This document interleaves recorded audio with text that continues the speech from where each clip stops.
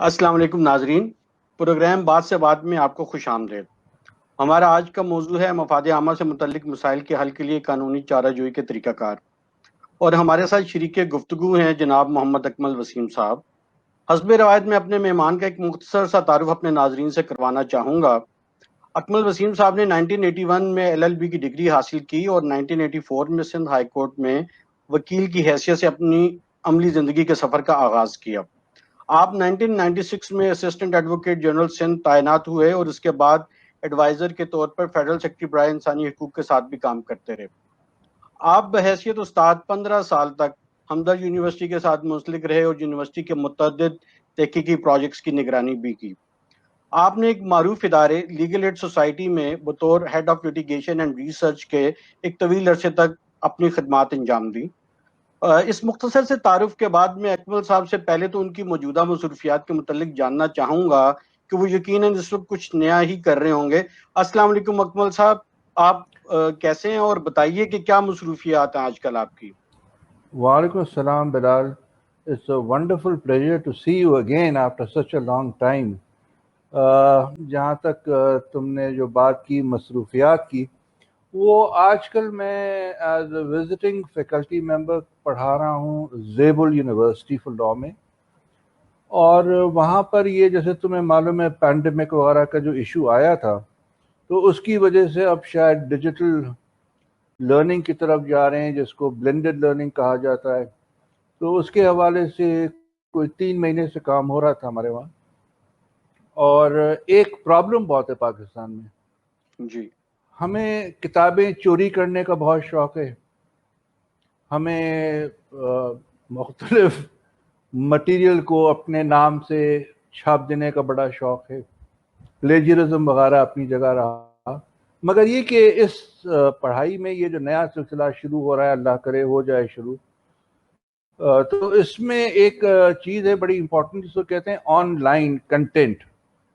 ہمارے وہاں اسٹیٹوٹری لاز پہ اس طرح سے کام نہیں ہوا ہے، صرف پرانی کتابیں ہیں جن کے حوالے سے ہم لوگ پڑھاتے رہتے ہیں۔ اب بلینڈڈ لرننگ اگر شروع ہوئی تو اس کے لیے ہمیں آن لائن کنٹینٹ بچوں کے لیے چاہیے ہوگا، جو ہمیں خود تیار کرنا ہے۔ تو میں اس حوالے سے جو میرا شعبہ ہے اس وقت، جس کو ہم جورسپروڈنس اینڈ لیگل تھیوری کہتے ہیں، میں اس میں لگا ہوا ہوں، کوشش کر رہا ہوں 2 مہینے سے کچھ اچھا مٹیریل اپنے اسٹوڈنٹس کے لیے تیار کر سکوں، تاکہ ایک مشکل سبجیکٹ ہے اس کو آسان بنانا ہماری ذمہ داری ہوتی ہے بطور مدرس۔ تو وہ میں آج کل کر رہا ہوں۔ اب دیکھیں کیا ہوتا ہے آگے۔ 7 تاریخ کو میٹنگ ہے انشاءاللہ، جس میں ڈیسائیڈ ہوگا کس طرح سے پڑھایا جائے گا۔ اچھا سر، جی زبردست۔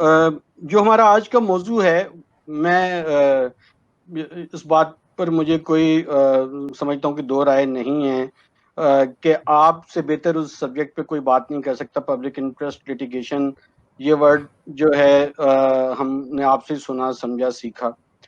آپ یہ بتائیں کہ جب ہم بات کرتے ہیں مفاد عامہ کی اور اس کے حوالے سے قانونی چارہ جوئی کی جب بات کرتے ہیں، تو اس میں ہم کس مفہوم میں مفاد عامہ کی بات کرتے ہیں، پہلی بات؟ اور دوسرا یہ ہوتا ہے کہ وہ کون سے مراحل ہوتے ہیں جس میں پھر ہم قانونی چارہ جوئی کے سطح تک پہنچتے ہیں؟ تو یہ تھوڑا سا اس کو پہلے آپ ذرا ہمارے ناظرین کو بتائیے۔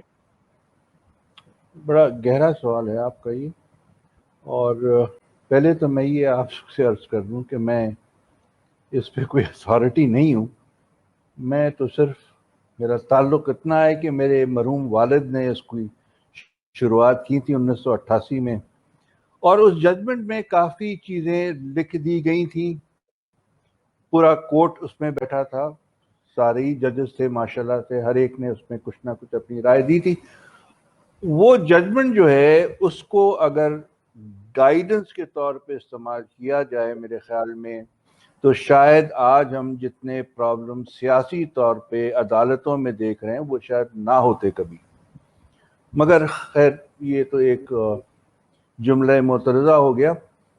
بات یہ کہ پبلک انٹرسٹ لیٹیگیشن کے حوالے سے جب آپ نے سوال پوچھا ہے تو مفاد عامہ کے اس پہ میں خاص طور سے ذکر کروں گا۔ دیکھیں، پبلک انٹرسٹ لیٹیگیشن پاکستان میں انٹروڈیوس ہوئی تھی 1984 میں، سول پروسیجر کوڈ نے اس کو انٹروڈیوس کر دیا تھا 1908 میں.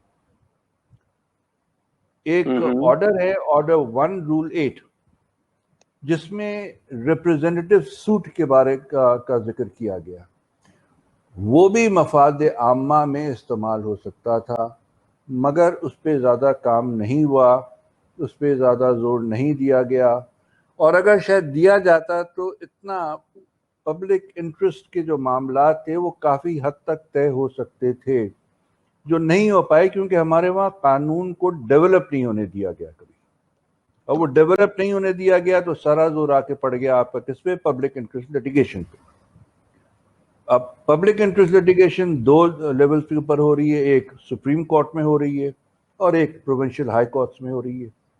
تو دونوں ہی جگہ لوگ اپنے طور پہ جاتے ہیں وہاں پہ اور فائل کر رہے ہیں پبلک انٹرسٹ لیٹیگیشن کے لیے اپنی پٹیشن. اچھا سر میں یہ جاننا چاہوں گا تو اس کا مطلب یہ کہ یہ ڈسٹرکٹ کورٹس میں یہ آپ نہیں کر سکتے litigation؟ میں یہی آپ سے عرض کرنا چاہ رہا تھا بلال صاحب, آپ نے بالکل صحیح بات پکڑی ہے کہ ریپرزینٹیو سوٹس صرف سپریم کورٹ یا سپریم کورٹ کو تو چھوڑ دیں, صرف ہائی کورٹ میں نہیں ڈسٹرکٹ لیول پہ بھی فائل ہو سکتے ہیں. امریکہ میں ایک لفظ ہے کلاس ایکشن. کلاس ایکشن وہی چیز ہے جو ہمیں ریپرزینٹیو سوٹ سے ملتا ہے یا ہمیں پبلک انٹرسٹ لیٹیگیشن میں اب ایک نئے ڈائمنشن میں نظر آ رہا ہے. تو ڈسٹرکٹ لیول سے لے کر کے اور سپریم کورٹ تک ہم قانون کو استعمال کرنا چاہیں, قانون موجود ہے, نہیں کرتے ہیں تو وہ ہماری کمزوری ہے, قانون تو موجود ہے. ٹھیک. تو اس لیے میرا خیال ہے کہ لوگوں کو اب چاہیے آرڈر 1 رول 8 کے اوپر تھوڑا کام کریں, سمجھیں اس کو. سر یہ بتائیے کہ مفاد عامہ کی کچھ مثالیں دیں کہ کس طرح کے کیسز ہوتے ہیں جن کو سپریم کورٹ اور ہائی کورٹ کے لیول پہ پبلک لے کے جا سکتی ہے. میں آپ نے لیگل ایڈ سوسائٹی کا ذکر کیا تھا, میں کچھ کہنا چاہوں گا اس کے اوپر آپ سے. جی ضرور. جسٹس ناصر زاہد جنہوں نے یہ شروع کی تھی آرگنائزیشن 2003 میں میرا ان سے تعلق صرف وکیل اور ایک جج کا نہیں رہا, میرے ان سے خاندانی تعلقات ہیں اور میں ان کو ہمیشہ اپنا بزرگ اور اپنا بڑا سمجھتا ہوں. وہ اکثر مجھ سے خفا بھی ہو جاتے ہیں, بگڑ جاتے ہیں کہ میں فون نہیں کرتا ہوں ان کو, مگر فون نہ کرنے کی بھی کبھی آج کل آپ کو پتہ ہے جس طرح کی مصروفیات ہوتی ہیں انسان بھول جاتا ہے. مگر بہرحال میرے بزرگ ہیں اور ان سے میں نے بہت سیکھا ہے. اب میں آ رہا ہوں آپ سے مین بات پہ. مجھے کوئی سمجھیے 16 سال کے بعد, نہیں 16 سال نہیں سمجھیے 10 سال کے بعد مجھے موقع ملا PIL کرنے کا, public interest litigation Sindh high court میں سکھر میں جا کے. ایک مائنورٹی قبیلہ تھا, اس کے لیے میں نے کی فائل پٹیشن. اور آپ یقین جانیے ججز جب public interest litigation without politics involve ہوتی ہے تو ہمارے ججز ماشاءاللہ کسی سے پیچھے نہیں ہیں جس طرح انصاف فراہم کرتے ہیں. میں حیران رہ گیا تھا وہ دیکھ کے کس طرح آرڈرز پاس ہوئے تھے اس کیس میں. تو جو میں آپ سے بات کر رہا ہوں وہ یہ کہ یہ مجھے موقع ملا تھا لیگل ایڈ سوسائٹی میں as the head of litigation کہ میں یہ کر سکوں. اب بات یہ کہ اس کو آگے بڑھانے کی ضرورت ہے PIL کو مختلف, جیسے فار ایگزامپل ابھی میرے اسٹوڈنٹس ہیں کچھ زیبل کے, ان کے لیے پرابلم بن گیا ہے سکھر میں کیا جو سڑکیں ہیں وہ ٹوٹی ہوئی ہیں, ٹوٹ گئی ہیں سڑکیں, ان پہ گاڑی چلنا مشکل ہے, ان پہ ان لوگوں کا خود جانا آنا جانا مشکل ہو گیا ہے. یہ چاہ رہے ہیں کسی طرح پبلک انٹرسٹ لیٹیگیشن میں جائیں. تو میں نے ان سے بات بھی کی مگر چونکہ وقت کم تھا میرے پاس, میں ان کو نہیں کر سکتا ہوں اس طرح سے ٹرین. مگر میری خواہش یہی ہے کہ اس طرح کے مقدمات جو ہیں یہ سب پبلک انٹرسٹ لیٹیگیشن میں ہائی کورٹ لیول پہ لیے جائیں. مفاد عامہ کیا ہے؟ مفاد عامہ عام سٹیزن کی زندگی میں جو مشکلات آ رہی ہیں ان کو دور کرنا ہے. فار ایگزامپل آپ کی الیکٹریسٹی لوڈ شیڈنگ کی جاتی ہے بغیر بتائے ہوئے, آپ اس کو چھوڑ دیں. آپ کی یہ جو پرائس ہائک ہوتی ہیں, میڈیسنز غائب ہو رہی ہیں مارکیٹ سے.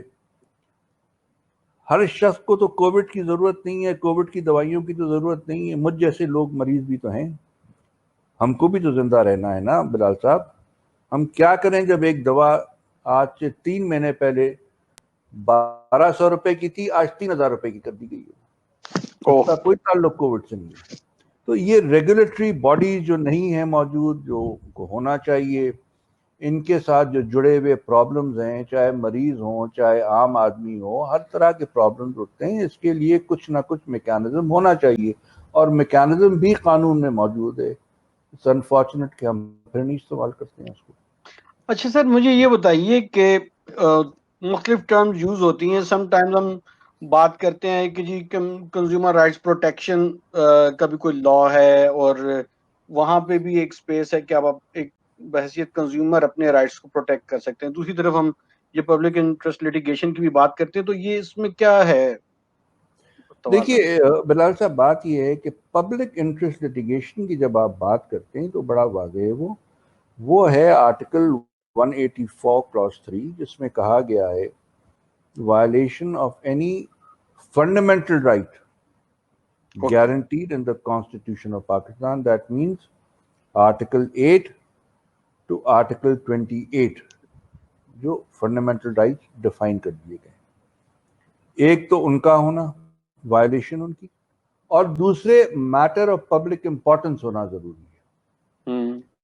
یہ 2 شرائط ہوں گی تو پبلک انٹرسٹ لیٹیگیشن میں آپ جا سکتے ہیں. اوکے. کنزیومر پروٹیکشن کی جب آپ بات کرتے ہیں تو اس میں اب ظاہر ہے, اس میں کنزیومر پروٹیکشن لاز بھی آ گئے, بہت کچھ آ گیا, اس میں کورٹ بھی کھل گئی ہیں میں نے سنا ہے. مگر جو سب سے بڑا اس میں ایک ابہام ہے, جو سب سے بڑی کمی ہے اس میں, وہ ہے ہمارے وہاں لا آف ٹارٹس کا ڈیولپ نہ ہونا. جب تک آپ لا آف ٹارٹ کو ڈیولپ نہیں کریں گے, کنزیومر پروٹیکشن کو آپ کتنا اسٹیٹوٹری لیول دے دیں وہ نہیں بڑھ پائے گا آگے. وہ پھنسا رہے گا اسی جمود میں جس میں ہمارے باقی قوانین پھنسے ہوئے ہیں. آپ کو لا آف ٹارٹ کو ڈیولپ کرنا ہے. جب تک آپ نہیں کریں گے, nothing will change. اچھا سر, لیکن میرا خیال ہے کہ یہ جو آپ سپیس کہہ رہے ہیں اس میں تو یہ سو موٹو کے تھرو اس کو ایکسرسائز کیا جا رہا ہے اس وقت. کیا میں درست ہوں اس بات پر؟ دیکھیے سو موٹو جو ہے, اگر آپ مجھ سے پوچھیں تو میں ذاتی طور پہ اس لفظ کے بہت خلاف. دنیا میں یہ لفظ سو موٹو کسی کورٹ میں استعمال نہیں ہوتا ہے سوائے پاکستان. انڈیا میں استعمال ہوتا ہے, اس کو کہا جاتا ہے ایپیسوریل جورسڈکشن. یہ پنی کے اوپر کسی نے کچھ لکھ دیا, وہ آ گیا, آپ نے اس کو ایز اے پٹیشن ٹریٹ کر لیا اور وہ ہو گیا شروع. یہ سو موٹو وہاں پہ بھی ہے اسی طرح سے. پاکستان میں سو موٹو جورسڈکشن ہے. اب یہ سو موٹو جو ہے وہ کورٹ کسی بھی چیز کو اپنی مرضی سے اٹ کین ٹیک. یہ خود ایک بہت بڑا کوشچن مارک آج بنا ہوا ہے کہ یہ کیوں ہو رہا ہے. اصل میں وجہ یہ ہے کہ سو موٹو ایڈمنسٹریٹو لا کا حصہ ہوا کرتا تھا, اور ایڈمنسٹریشن میں جو ایڈمنسٹریٹو آفیسرز تھے وہ اکثر اس کو اپنے ڈسکریشنری پاورز کے طور پہ استعمال کیا کرتے تھے ان دا ایڈمنسٹریشن ورک. اب اس کو 1973 کے آئین میں لے جا کر کے شامل کر دیا گیا.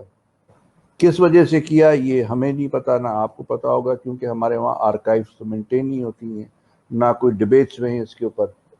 بہرحال بات یہ ہے کہ اگر سپریم کورٹ وہ چیزیں لے رہا ہے نوٹس میں تو اچھی بات ہے, لینا چاہیے اس کو, مگر ایسی چیزیں لے جس سے مفاد عامہ کا تعلق ہو, جس سے عام آدمی کا تعلق ہو.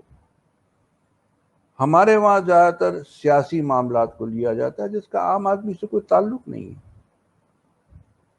تو یہ میرے خیال میں ایک بنیادی پرابلم بنا ہوا ہے جس کو دور کرنے کی ضرورت ہے.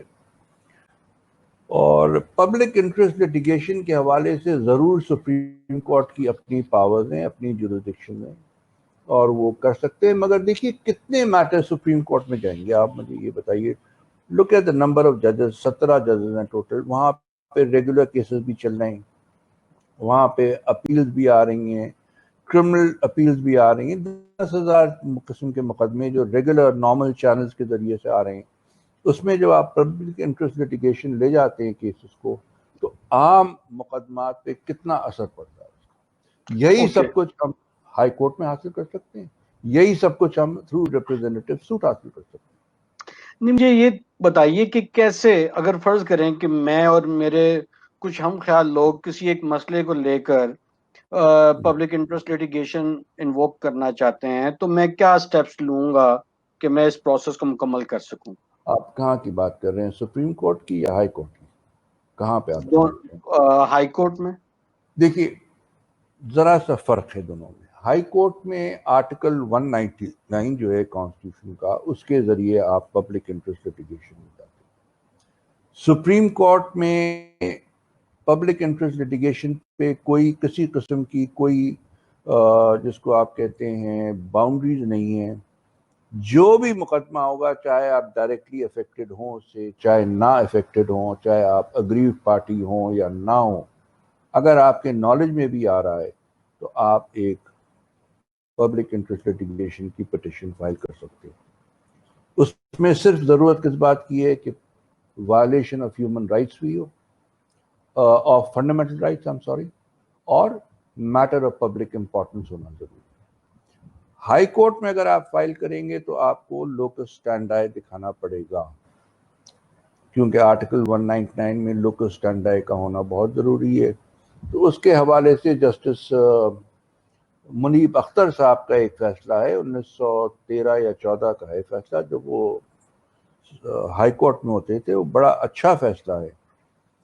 اگر اس کو ہم فالو کر لیں تو شاید آپ ہر جگہ, مطلب ہائی کورٹ میں بھی آپ فائل کر سکتے ہیں پٹیشن, کوئی ایسا پرابلم نہیں. مگر میں پھر بلال صاحب ایک بات آپ سے کروں گا کہ ریپریزنٹیو سوٹس کے اوپر لوگ کیوں نہیں جاتے ہیں, کیوں نہیں ڈسٹرکٹ کورٹ میں, ڈسٹرکٹ کورٹ کو استعمال کیا جا رہا ہے فار ریپریزنٹیو سوٹس؟ بالکل. اچھا, اس میں سر کیا یہ پاسبل ہے کہ اس حوالے سے بھی کوئی لیگل ایڈ کی پروویژن ہے, یا وہ صرف انفرادی سطح پہ کسی خاص حوالے سے ہی دی جا سکتی ہے؟ دیکھیے لیگل ایڈ جو ہے وہ ایک الگ اس کا کانسیپٹ ہے. لیگل ایڈ کا کانسیپٹ یہ ہے کہ چاہے آپ کا مقدمہ فوجداری ہو, چاہے آپ کا مقدمہ سول نیچر کا ہو, جس کو دیوانی کہا جاتا ہے, وہاں پہ اگر کوئی شخص مقدمہ افورڈ نہیں کر سکتا ہے اور اس کو وکیل کی ضرورت ہے, تو پھر لیگل ایڈ بیچ میں آ جاتی ہے اور لیگل ایڈ اس میں مدد کرتی ہے. وکیل فراہم کیے جاتے ہیں, اور ان وکیلوں کا کام یہ ہے کہ اپنے طور پہ بہترین سے بہترین اسسٹنس پرووائڈ کریں. تو لیگل ایڈ ایک خاص مقصد کے لیے ہے, اور وہ مقصد آج کل کے حوالے سے بہت ضروری ہے. لیگل ایڈ پہ کام کرنا بہت ضروری ہے, اس کو فردر ڈیولپ کرنا بہت ضروری ہے. میرا خیال یہ ہے کہ اس وقت جتنی شاید لیگل ایڈ کی ضرورت ہے لوگوں کو قانون میں, اس سے پہلے کبھی نہیں ہوگی. بالکل ٹھیک ہے. اس میں جیسے سر بہت سارے ایسے ادارے ہیں جو ورکرز رائٹس کے لیے کام کرتے ہیں, اور وہ ان جیسے ہوم بیسڈ ورکرز ہیں, ان پہ کام کرنے والی جو تنظیمیں ہیں وہ چاہتی ہیں کہ ان کو بھی سوشل بینیفٹس ملیں, سوشل سیکورٹی ملے.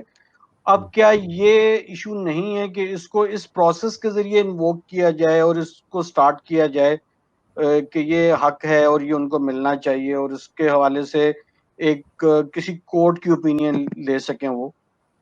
بالکل کر سکتے ہیں, تھرو پبلک انٹرسٹ لٹیگیشن جا کے ضرور کریں. دیکھیے پبلک انٹرسٹ لٹیگیشن آئی اسی لیے, جیسے ابھی آپ نے ایک مثال دی ہے, یہ مثال بڑی اہم مثال ہے, اور یہ بالکل آپ جس کو کہتے ہیں مفاد عامہ, اس کے زمرے میں آتی ہے. بالکل. تو کرنا تو یہ چاہیے پی پاسبل آر ہے. جی تو بالکل. سر یہ اتنا ایک زبردست آپشن ہے, لیکن اس کے حوالے سے ہم لوگوں کو ہمارا ایجوکیشن سسٹم جو ہے وہ کیوں نہیں آگاہ کرتا لوگوں کو کہ یہ رستے ہیں اپنے مسائل کے حل کے لیے. تو آپ بتائیں کہ کیا اس کے لیے کوئی بھی اپنے حقوق کو محفوظ کرنے کے لیے پہلے قانون دان ہونا ضروری ہے؟ ایک عام شہری جو ہے وہ اپنے حقوق کو حاصل نہیں کر سکتا؟ یہ بلال اس میں سب سے بڑا پرابلم جو ہوا ہے نا وہ دو چیزوں کا ہوا ہے. ایک تو جب میں قانون کی تاریخ دیکھتا ہوں، کانسٹیٹیوشنل ہسٹری جو ہمارے وہاں ڈیولپ ہوئی 1990 آنورڈز، میرے نزدیک شاید 8 یا 10 یا 15 مقدمے ہوں گے جو واقعی پبلک انٹرسٹ لیٹیگیشن کے حوالے سے فائل کیے گئے تھے. ایک تو بے نظیر بھٹو کا اپنا مقدمہ جس میں پیپلز پارٹی کو الگ کر دیا گیا تھا، بے تحاشا بہت بڑی کانسٹیٹوئنسی کو بالکل آؤٹ آف دا پکچر کر دیا گیا تھا، تو لہٰذا وہ جو 1988 میں فیصلہ آیا وہ اسی پہ آیا تھا کہ وہ پوری کانسٹیٹوئنسی کو دوبارہ لیا گیا. چلیے اس کے بعد سے جو پہلی پٹیشن فائل ہوئی وہ ایپیسلری جورسڈکشن میں آتی تھی، اور وہ جس کو ہم کہتے ہیں درشن مسیح کیس بانڈڈ لیبر کا مقدمہ تھا، وہ جسٹس ذلہ کے زمانے میں ہوا. پھر جسٹس سلیم اختر صاحب کے زمانے میں 2-3 بڑے مشہور مقدمے ہوئے. ایک شیلا ضیاء کا مقدمہ تھا، ایک کیوڑا سالٹ مائن کیسز کا مقدمہ تھا. پھر اس کے بعد ذرا سا آگے چلیے تو مجھے پھر افتخار چودھری کے زمانے میں ایک ایکسیپشنل کیس ملتا ہے جو مری ڈیولپمنٹ کے حوالے سے تھا، جہاں پہ ایک کالونی وغیرہ بنائی جا رہی تھی شاید یا کچھ، اور مری کی جو انوائرنمنٹ تھا اس کو تبدیل کیا گیا تھا، تو اس پہ سپریم کورٹ نے ایکشن لیا تھا. اس طرح کے ججمنٹ مجھے مزید نظر نہیں آتے ہیں. جو میں آپ نے جو پرابلم اٹھایا ہے اسی کے حوالے سے میں بات کر رہا ہوں. یہ ضروری ہے کہ سپریم کورٹ میں وہ ان مقدمات کو اہمیت دی جائے جو مفاد عامہ سے متعلق. پہلی چیز. دوسری چیز یہ کہ ہمارے وہاں جو سب سے اسٹرانگ اور وائبرنٹ میڈیا جو ہے وہ ہے آپ کا media, electronic media, social media.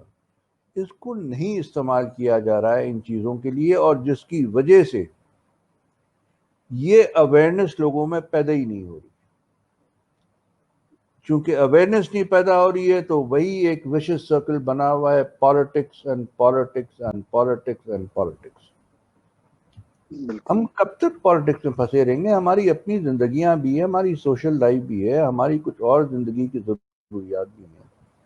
اس کی اچھا طرف سر، میں صرف یہ جاننا چاہوں گا، یہ آپ کے جو ویوز ہیں یہ بہت امپورٹنٹ ہیں اور ان پہ فردر کسی زیادہ تفصیل سے بھی بات کریں گے. مجھے یہ بتائیں کہ آپ کے خیال میں اس وقت پبلک انٹرسٹ لیٹیگیشن کے لا میں کون سے حکم ہیں جو آپ کے خیال میں دور ہونے چاہیے، اور اس کے راہ میں کیا 18ویں ترمیم کو رکاوٹ ہوگی کہ جس کو چاروں صوبوں میں اس لا کو کیسے امپلیمنٹ کیا جائے؟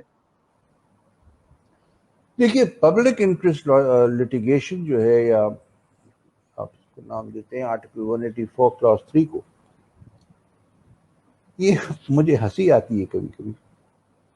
ایک صاحب نے بہت عرصہ ہوا ایک کمنٹری لکھی جس میں میرے والد کو بہت کچھ سنا دیا انہوں نے، کہ جب جسٹس سلیم نے پبلک انٹرسٹ لیٹیگیشن شروع کی تو انہوں نے رولز اینڈ پروسیجرز کیوں نہیں رکھے تھے.